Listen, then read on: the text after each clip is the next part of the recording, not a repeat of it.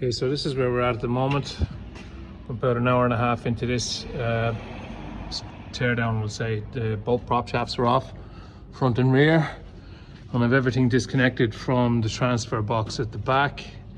There's a support bracket that runs from here across on the P38. You'll see it down there on the ground. This is the actual gear shifter because I'm taking down the gearbox as well while I'm at it.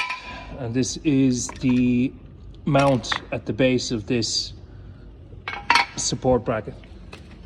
So I have it propped at the moment with a transmission jack. Everything is disconnected.